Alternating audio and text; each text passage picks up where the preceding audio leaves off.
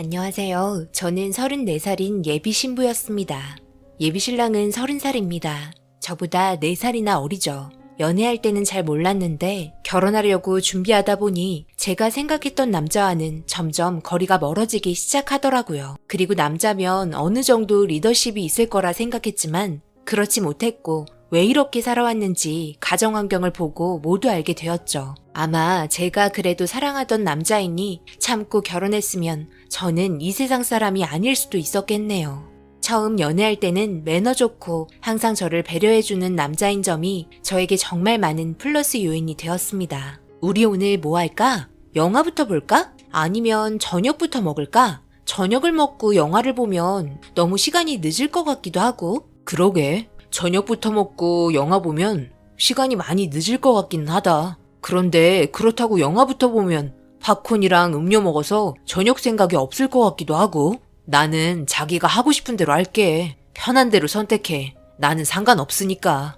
이런 게 당연히 저는 배려라 생각했고 그래서 저는 일단 저녁부터 먹기로 했습니다. 우선적으로 배가 너무 고프기도 해서 식당을 가려고 하는데 여기에서도 또 서로 의논하는 부분에 있어 오로지 저를 위한 배려일 거라 생각했지만 알고 봤더니 예비 신랑은 결정장애가 있었던 겁니다. 뭐 하나라도 결정할 수 없을 정도로 결정장애가 정말 심했죠. 그래도 편한 부분도 있었습니다. 그냥 제가 하자고 하는 대로 별말 없이 따라오니 의견 충돌은 없어서 편했지만 상견례에서 시부모님의 모습을 보고 정말 많은 충격을 받게 되었습니다. 상견례 전에 인사 한번 드리러 간 적은 있었는데 워낙 일이 바쁘신지 예비 시아버지께서 출장을 가신 바람에 뵙지 못하였고 그렇게 상견례장에서 처음 뵙게 되었는데 두 분의 모습에 제 미래가 보이는 것 같았습니다. 양가 집안 인사 후 자리에 앉았습니다. 그런데 제가 물을 먹다가 뿜고 말았습니다.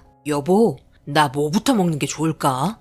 여보가 선택을 좀 해줘봐봐. 생각보다 가지수가 많아서 뭐부터 먹어야 할지 모르겠네. 일단 앞치마부터 하세요. 당신 옷에 잘 흘리잖아요. 그리고 제가 밥 먹기 전에 뭐라고 했죠? 물부터 항상 마시라고 했잖아요. 물 먹고 위에 자극 올 수도 있으니까 삼삼한 나물부터 먹고 그리고 간이 좀 있는 고기랑 양념게장 드시면 되겠네요. 밥 먹는 도중에 찬물 먹지 말고 따뜻한 국물로 드세요.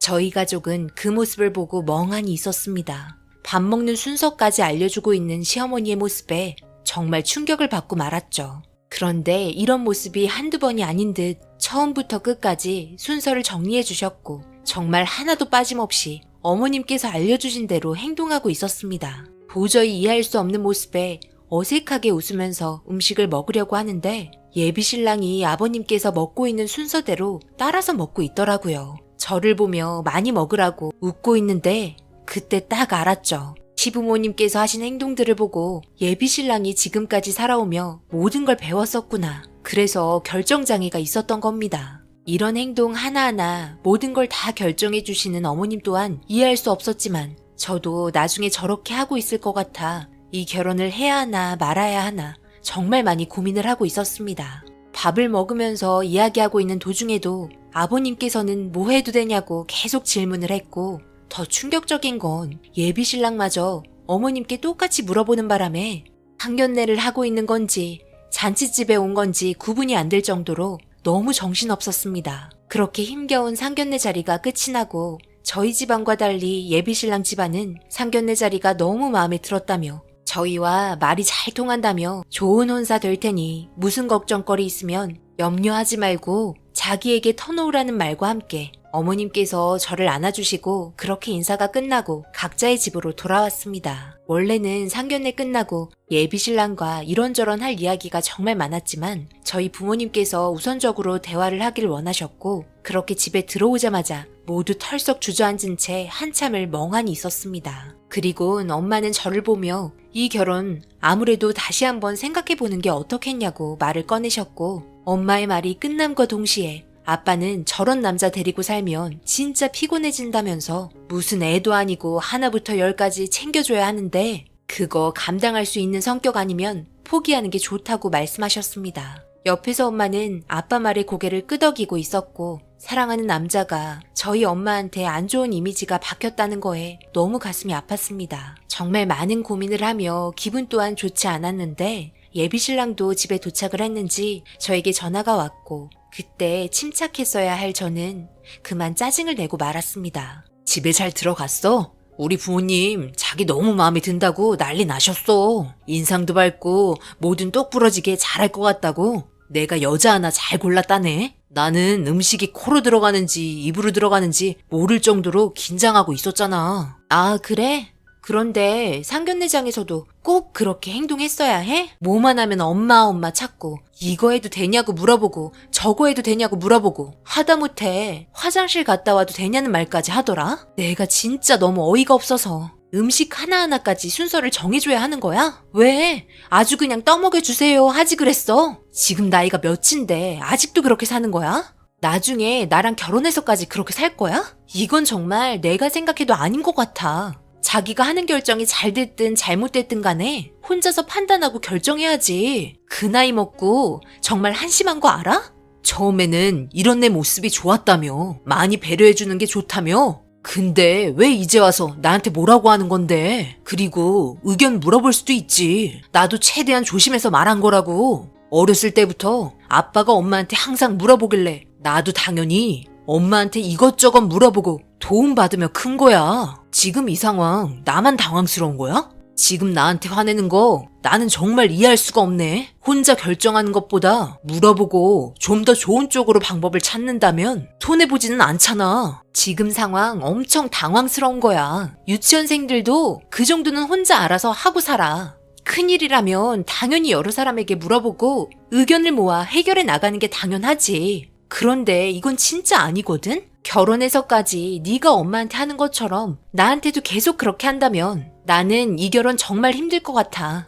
나는 어머님처럼 모든 걸 다 받아주면서 살 수는 없다고. 결국 서로의 의견 충돌로 인해 점점 언성이 높아졌고 해결되지 않았습니다. 스트레스만 엄청 받은 상태로 이 결혼 생각 좀 해봐야 할 것 같다며 전화를 끊었고 예비신랑 또한 자기도 많이 화가 났는지 다시 전화가 오거나 문자가 오지는 않았습니다. 그렇게 서로 냉전 중인 상태에서 예비 시어머니께 전화가 왔습니다. 그리고 듣게 된 충격적인 말들에 너무 황당하고 어이가 없었습니다. 모두 제 잘못이라며 고래고래 소리를 치셨고 저를 고소한다며 입에 담지 못할 말들을 하시는데 저 또한 그냥 듣고 가만히 있을 수 없었습니다. 예, 너 우리 아들한테 무슨 말을 했길래 이 지경까지 만들어놨니? 제정신 있니? 내가 아주 살다 이런 경우 처음 보네. 네? 어머님 좀 진정하시고요. 알아들을 수 있게 설명 좀 해주세요. 무슨 말씀 하시는지 하나도 모르겠어요. 네가 상견례 다음날 이 결혼 생각 좀 해봐야 한다면서 결정 하나 못하고 나한테 다 물어본다고 그거 싫다고 말했다며? 그래서 서로 엄청 싸웠다면서. 어쩐지 나한테 말도 안 하고 뚱해 있더구만. 내 평생 우리 아들 키우면서 저런 모습 처음 봤다. 그런데 혼자 결정 한 번 못 해본 아들이 무슨 일을 저질렀는지 알고는 있니? 아는 지인한테 급하게 전화가 왔는데 나한테 상의 한마디도 없이 혼자 결정해서는 지금까지 모아둔 돈 홀라당 다 날려먹었단다. 자그마치 그 돈이 5억이야 5억. 알아? 지금 경찰에 신고하고 잠적한 놈 찾느라 얼마나 골치인 줄 알기나 하는 거냐? 너는 왜 쓸데없는 말을 해서는 상황을 이리 만든 거냐? 네가 혼자 결정하라고 말 한마디 하지 않았다면 이런 일 생기지도 않았다. 당장 5억 물어내라.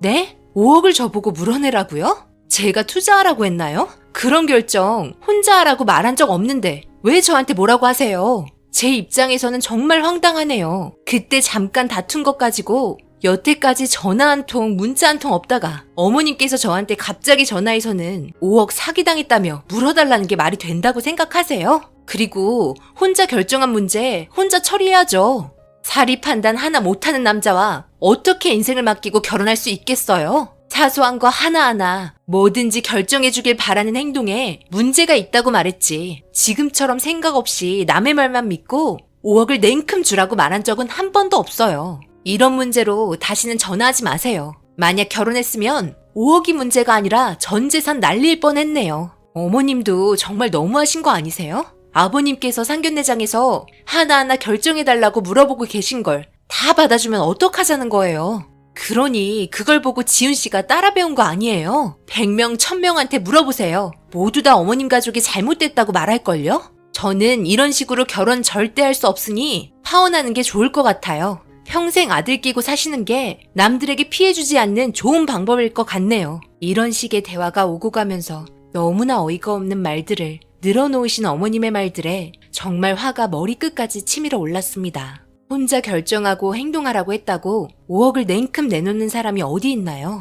나이 30살이나 먹고 사리분별 하나 하지 못하는 그런 남자랑 평생 함께하지 않은 게 정말 다행이라 생각합니다. 어머님께서는 저에게 5억 안 주면 고소한다며 문자 오고 난리도 아니네요. 예비신랑도 모두 다 제 탓이라며 지금 상황 제가 해결해줬으면 한다고 문자 왔네요. 평생을 함께해야 할 배우자가, 그것도 남자가 이런 행동을 한다는 게 이해가 되시나요? 여러분들께서는 제가 5억을 줘야 한다고 생각하세요? 저는 다행히 파혼했지만 괜히 다른 여자분께서 피해보실까봐 걱정이네요. 진짜 결혼하기 전에 뭐든지 신중할 필요가 있는 것 같습니다. 만약 제가 한 행동이 잘못됐다면 따끔한 댓글 받겠습니다. 파혼 잘했다 생각하시면 앞으로 좋은 일들만 있을 수 있게 격려의 한마디씩 부탁드리겠습니다. 감사합니다.